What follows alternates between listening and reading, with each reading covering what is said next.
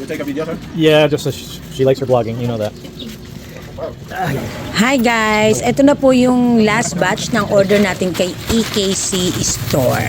So, kaya naman po tayo ay mapapagod na naman for today's video. Charot.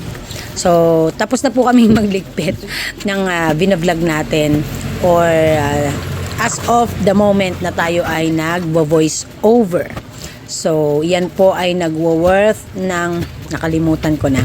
Basta po nasa 100 plus K po ang aking babayaran kay EKC.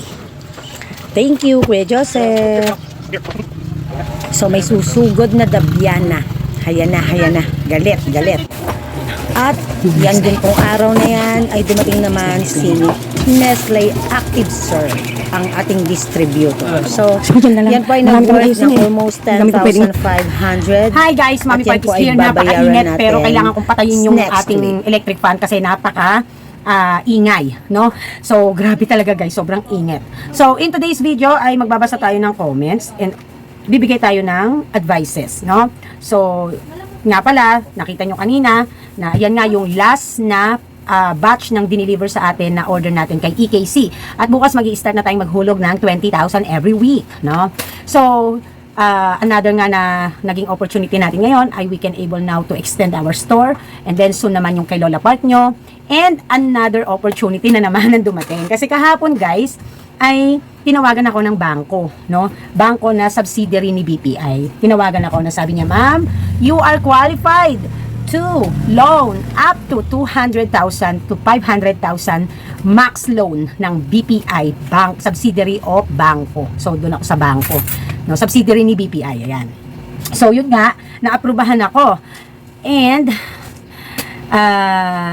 tinawagan nga ako kahapon. Iyan ay hindi na kailangan ng barangay clearance, yung aking lang business permits, and yung aking mga proof of purchases na legit na resibo galing sa mga supplier ko. Tulad po ni PMFTC, ni 14M, tulad ngayon, marami na po ngayon ang ating mga suppliers na nag-i-issue ng legit na resibo, no? Midland, Marby, sino pa ba yon? Wing-An, marami na po. Nestle, especially Nestle, ayan, ang dami, no? So, yun lang. And mga pure gold, ganyan. And even po yung hindi po siya legit na resibo. Basta po intended na sa akin talaga siya. Kasi minsan po yung mga nagbibigay sa akin na resibo, Mami Park lang ang pangalan ko.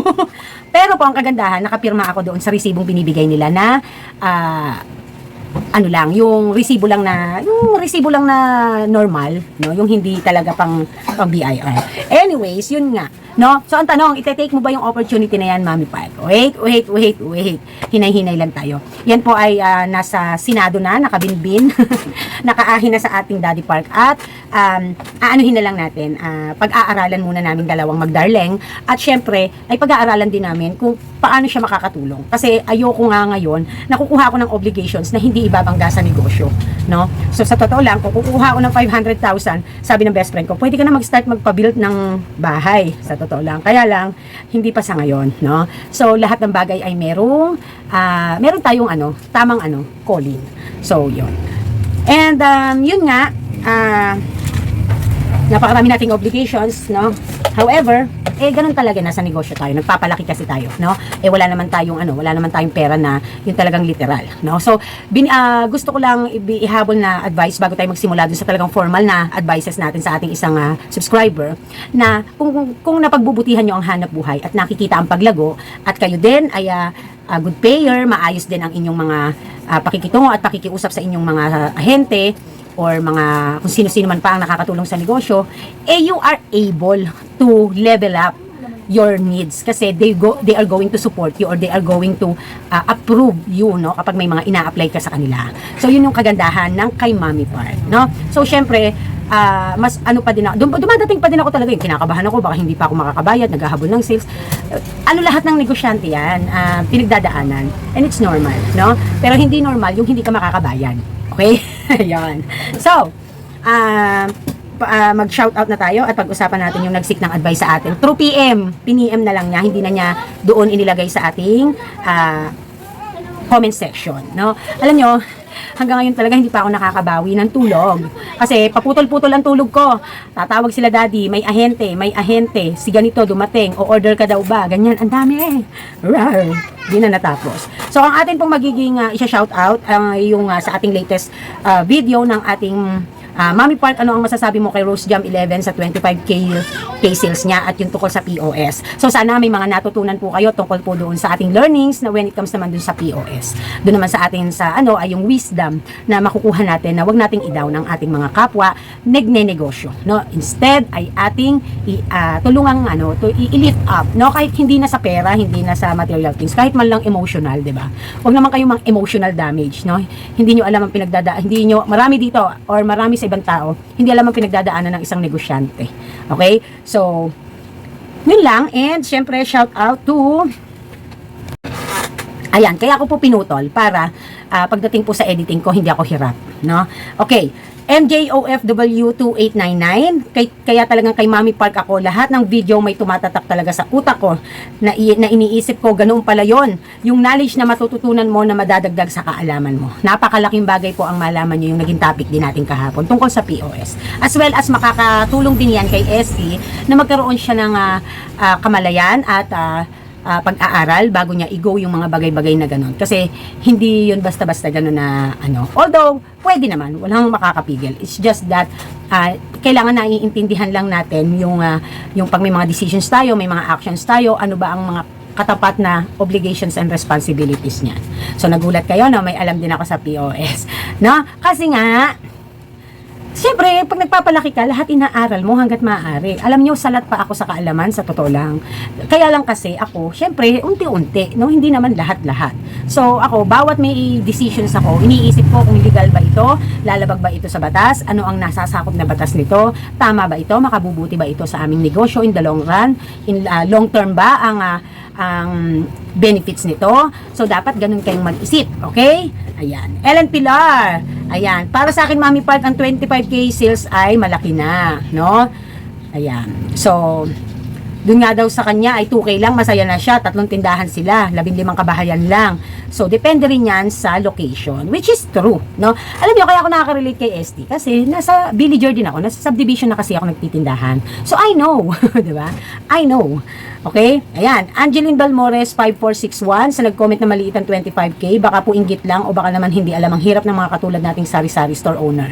Kapwa sari-sari store owner knows. Hindi talaga maiiwasan mga ganyan tao, Mami Park. Love you, happy selling. Ayan. So, ako, sabi ko nga sa inyo ha, tatapatin ko kayo. Hanggat maaari ako, to give benefit of the doubt sa both sides, ayoko talaga hanggat maaari magsasalita ng inggit, mayabang, ganyan, kasi hindi natin yan dapat isinasabuhay, no? Yan sinasarili na lang, okay? So merong inggit na maganda at na ang nagiging dulot ay ano ba tawag doon? Ang nagiging dulot ay motivations para magsikap din at magkaroon siya ng kanya, meron naman na inggit in a way na hindi niya kasi magawa iyon, so dinadivert niya sa mga taong nakikita niyang nakakainis para sa kanya. No, parang kasi minsan halimbawa, hindi mo personality kasi yon, so hindi ka ganoon, naaasar ka. Alam niyo ito, bibigyan ko kayo ng brief ako may mga kinakaasaran akong tao, no, na klase ng tao. Hindi dahil sa hindi ko kayang gawin yung ginagawa nila, yung kunwari, kakapalan ng mukha, kayabangan, no, kaartihan. Kung hindi ko kayang gawin yon at naasar ako sa kanila, hindi dahil sa naiinggit ako kung magre-react ako. Pero hanggat maaari, hindi na ako nagre-react at nag-o-opinion. It's just that may mga tao talagang sadyang totoo naman ang sinasabi natin kung naiinggit, na-insecure, na mayabang, ganyan. So ako, may mga klase ako ng tao na iinisan ako na ganun sila. Pero hindi naman ako na basta pa nagre-react sa totoo. Kasi minsan, yun nga, pagka nag-react ako, masasabihan pa akong naiinggit, masasabihan pa akong hindi ko kasi siya kayang gawin or magawa, pero hindi naman talaga yung meant ng feelings mo towards the person na nakikitaan mo ng ganun. No? So, kaya alam nyo, para laging tatandaan natin para laging we keep ourselves, we keep our feet on the ground or we keep humble, lagi nating tatandaan ano ba ang goal or purpose kapag pinoflaunt natin ang mga bagay-bagay sa buhay natin. To inspire ba? O just to, just to share the happiness or talagang sadyang mayabang lang ba talaga tayo or meron tayong gustong patamaan na tao. So, ganun lang naman yung kasi, no? So, anyways, anyhow, may mga possibilities din kasi na talaga na yung iba, inggit, no? Dahil di nga nila magawa. Okay. So, Joby Rocamoras 2735. Hello, Mami Parks. Thanks for sharing. Winnie07. Beliana Santos. Ayan. Thank you po. Si Beliana Santos, kumampuri, pang feeling ko, at santa-santa ko. Hindi naman ako. Naku po, walang hiyarin ako sa totoo lang. Mataray din ako talaga. Ayan, Sheila Villaruel, Villarreal. Kaya lang normal ko na yon. Pag hindi ako ganun, parang mas magugulat ka pa. Parang ganun, sa totoong buhay. Pag hindi ako masungit, di ako mabunganga. Parang hindi ako yon.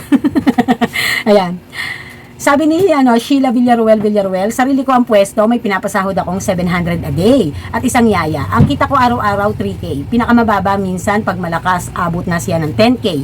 Pero masaya na ako kasi kahit papaano makapasahod ako. So siguro ang ibig sabihin niya na kita ay sales.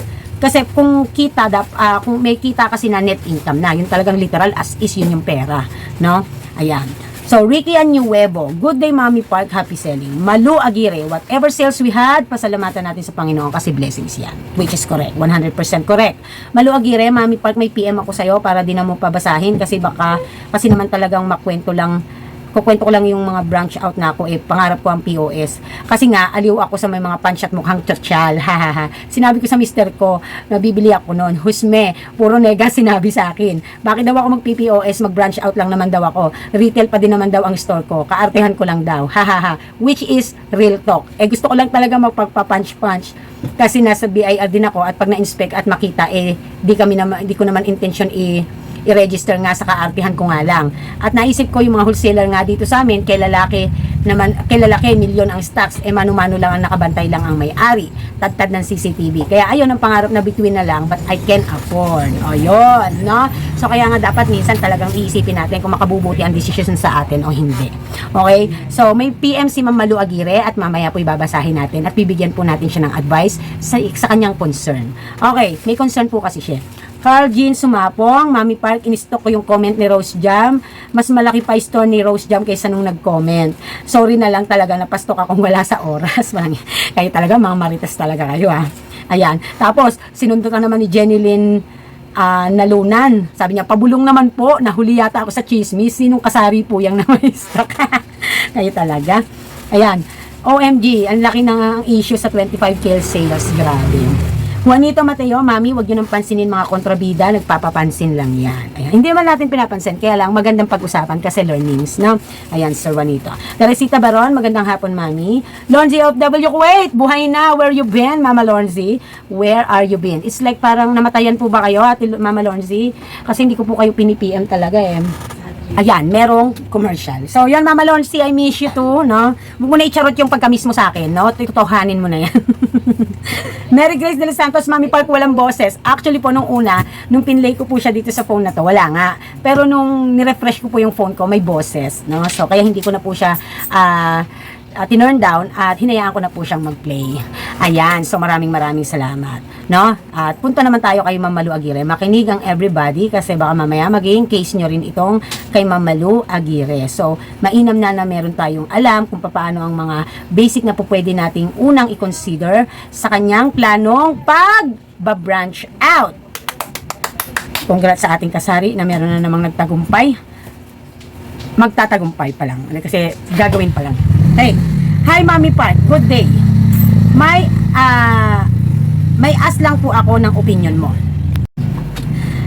May ask lang po ako ng opinion mo. Mag-open akong branch sa loob din ng subdivision. Medyo high-end siya at walang store sa loob. Tapos, pinayagan naman ako ng homeowners para sa mini grocery. Basta sa loob lang ng unit ang paninda. Pinag-pray ko siya. Sabi ko, kung makabubuti sa aming ibigay niya, ina-approve naman po. Hindi ko lang alam kung okay ba sa ganung subdivision. Kasi yung dalawa ko pong store, although nasa subdivision po, pero class B ang mga tao. Grabe, no? Ano ba mga Android ba tayo? May class A, class B. Parang ano lang, made in China. Nag-avail na kasi ako ng retrenchment sa company. Till April 15 na lang ako. At gusto kong makapag-put up ako ng new store sa makukuha kong pera sa company. You think mag-click ako, Mami, sa subdivision na yon? And kasi parang halo ang tao. Class A and B. Yung existing store ko sa Mami sa Class B, halo din ang tao sa subdivision. Then, madaming store sa loob. Dito sa target ko, dalawa lang kami, Tagupa ang isa. Ako po, if ever, nasa main road, then dalawang house lang away from main gate and guardhouse. Okay! Napakagandang ano natin topic. So, yung sinasabi po niyang retrenchment na in-apply niya sa kanyang company, ang ibig sabihin po ng retrenchment, guys, actually marami pong klaseng meaning yan at depende po sa magiging goal ng company. Ang retrenchment po ay nagaganap or ano po yan, ang nangyayari po dyan is ang company po ay nagko-cost cutting or nag-a-avoid ng mga bagay na maaaring maka-affect sa company na maging losses. So, one of that is halimbawa ay magpapa-force, ano sila, yung parang mapo-force resignation ang mga tao, magtatanggal ng mga unskilled na tao para mabawasan ang gastos ng kumpanya. So, mga ganyan, no? Meron naman na just in case na nagle-lay off sila para nga mabawasan ang expenses at maiwasan ang losses. So, yan po yung retrenchment na tinatawag. So, may cases naman po na kapag ang empleyado ay hindi naman tinatanggal at nag-apply ng retrenchment, may open ang retrenchment sa isang company and she can, or one employee can apply for that. There is a retrenchment package na tinatawag na kapag kusa kang nag-resign ay may makukuha ka na parang may makukuha kang separation pay na maganda na package, no? Binibigay yan ng mga ino-open yan ng mga company para doon sa mga taong hindi naman nila tinatanggal at hindi naman ibig sabihin ay unskilled sila. It's just that one of the reason of that is para mabawasan din yung losses and also yung nagko-cost cutting, no? So kaya ang pinaka agreement na lang diyan ay mabibigyan ng retrenchment package ang isang mag-a-apply nito na empleyado. So in case of ay nag-apply siya. So ibig sabihin hindi siya tinatanggal ng kumpanya and hindi dahil sa unskilled siya, kundi siya kung kusang nag-a-apply for retrenchment at gusto na niya kasing mag-focus sa negosyo. Syempre dumadami na yung store niya, siguro it's about time na naisip niya to resign. So may open ng retrenchment, kung may package maganda, no? Dahil sabi nga niya gagamitin niya ang makukuha niyang pera sa gusto niya na namang i-open na store or i-branch out. Okay. Here is the thing. Mayroon siyang tinatawag na Class A and Class B na tao. Ibig sabihin siguro ni ma'am dito, no offense meant sa atin guys, ibig sabihin niya siguro dito is yung level ng wealth ng isang tao or ng isang household. No? Yung 'di ba, meron tayong mga level of wealth, yung poor, middle class, lower class, upper class, 'di ba? And wealth, filthy wealthy, filthy rich, mga ganyan, super rich, filthy rich, may mga ganyan tayo na level ng wealth ng tao, no? So, siguro yung ibig sabihin ni ma'am na class A, class B ay may mga middle class, lower class, and rich, no? Siguro yon mga magkakahalo doon. Yung mga ganun na klase ng target market or pamumuhay ng mga tao. So, doon tayo mag-focus sa kanyang gustong lagyan ng tindahan, na which is yung subdivision ng mga class A and B ang tao. Medyo high-end pero may class A, may class B pa din. So baka hanggang yan, baka hanggang lower class or middle class hanggang upper class na mga people. Okay. Sabihin parang medyo mga nakaka-LL, mga kung baga ba tayong mga simpleng tao lang, ang tawag natin may kaya. Ganon, no? Okay. Ito ang mga magiging decisions dyan. Sa inyo po ba ang unit na inyong pagtitindahan or uupahan nyo? Kung pag-aari nyo po ang unit, bilang homeowner, syempre magiging homeowners kayo niyan kung inyo yung unit. Kung kayo po ang may-ari ng inyo pong paglalagyan ng tindahan, meron po ba in the future na possible na papayagan nila na i-renovate ang inyong pwesto? Para po sa kasi yan, para po sa store improvement, no? Kasi talagang kung ang meant diyan ay maging tindahan mo yan at maging sentro ka, so is there a possibility na in the future mapayagan ka to renovate the unit and turn it into like kung makikita niyo kay Ma'am Rose Jam 11, yung parang pwedeng gawing ganon, no? Yung naka-glass or sliding door, ganyan, no? So, syempre, binabase din naman kasi natin ang itsura ng ating negosyo sa kung anong subdivision ang meron tayo or kung nasaan ang para naman sa ganon ay hindi tayo masita ng kataas-taasan na ang ating inilagay na tindahan ay instead na makaganda sa kabuuang itsura ng image ng subdivision, baka makasira tayo, no? So, kaya kailangan alam natin Kaya dapat ay kung tayo ay magkakaroon ng unit or pagtitindahan na ganyan, we are ready to provide a very convenient and good image physical store. Okay? Para iwas sita tayo sa ating sa mga homeowners. Okay? So, mas maganda kung you are part of the homeowners association kasi most likely yung mga pangarap at gusto mong gawin kahit papaano ay maaaprubahan kasi tagaroon ka, no? Meron kang property doon, no? Katulad doon dito sa akin, ang nagkaiba lang kasi nangungupahan ako. Dahil naging homeowners na ako, kahit papaano, if ever na meron akong gustong gawin or suggestion or gustong ipakiusap sa mga HOA officers, it's easy for me at mabilis na lang akong natutugunan. Kasi homeowners, na ako dito, legit, and also, syempre, gumagawa tayo ng mga bagay na makatutulong sa community. And that is what they appreciate it, no? That is why they appreciate those things. At kaya naman kapag tumawag ang Mami Park na ng ganito, ganyan, punta lang ng opisina, makipag-usap ng maayos, then go. Okay na. No? So, yun. So, kaya ko po yung tinanong Ma'am Maluagire kasi minsan po, ang behavior ng mga mamimili, lalo na po ang mga medyo upper class, no? Hindi sila basta bumibili sa mga pipitsugi na mga itsura ng mga stores. Hindi po ito no offense meant, may mga ganun pong tao, no? Na mas pipiliin nilang bumili sa mall, bumili sa Walter Marts, ganyan, supermarkets na mga ganyan, instead of bumili ng same product sa palengke nila bibilin sa mga wholesaler. They will not going to enter to that. They are going to buy in supermarket. Ganon ang kanilang, ganon ang kanilang lifestyle. Ganon ang kanilang lifestyle. So, kaya ibabase natin ang lifestyle ng mga tao sa ipoprovide natin at syempre sa physical store na ipuput up natin.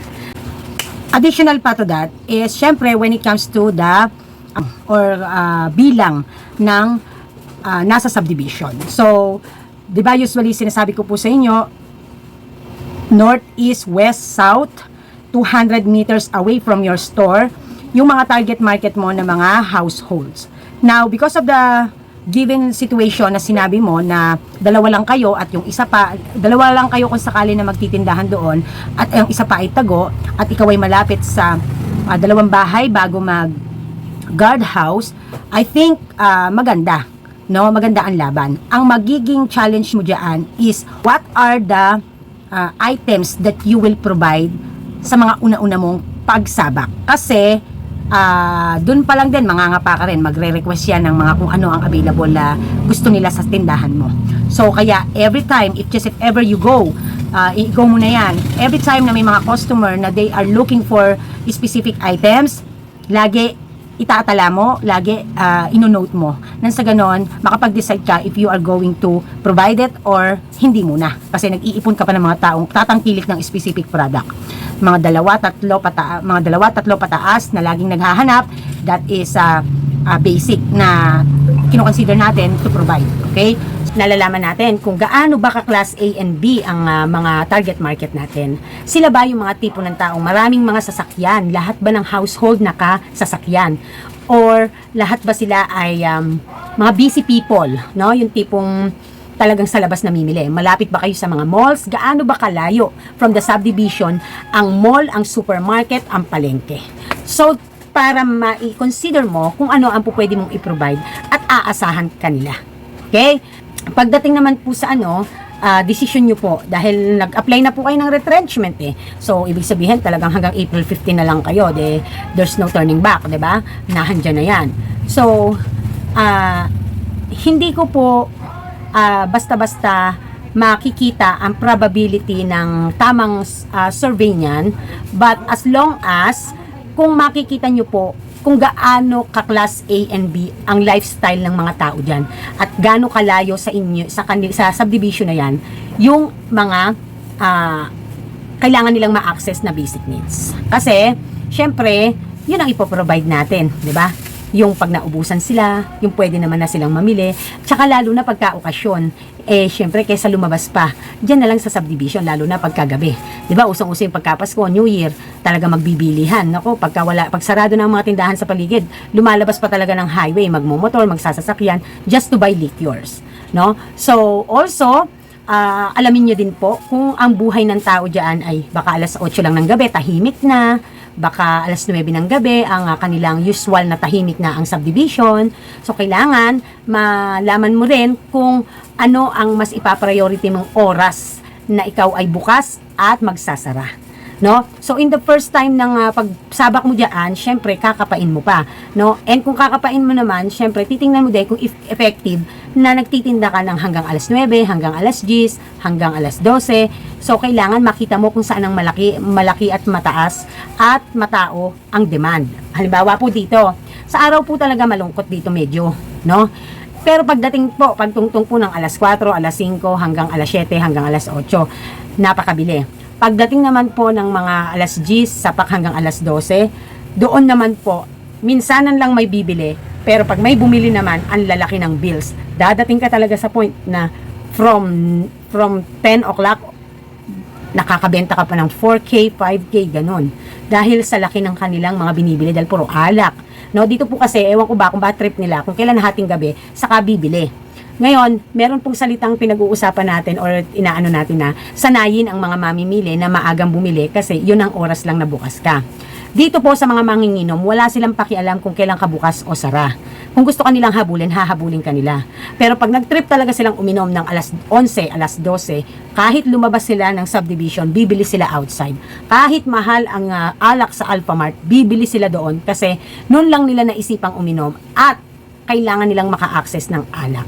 So, pagdating sa presyuhan, ang kagandahan, pwede mo, maganda ang magiging markup mo dyan. Maganda ang magiging profit margin mo pagdating sa alak.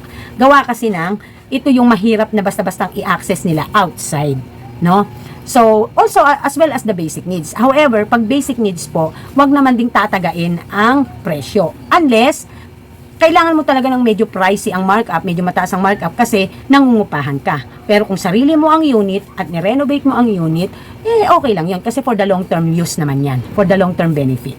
Okay? So, sa mga una-una, yan lang muna po yung po pwede kong mai-advise. Kasi, hindi pa natin talaga alam what's going on and hindi ko ma-foresee basta-basta ang isang sitwasyon kung hindi ko siya nakikita talaga ng aktual.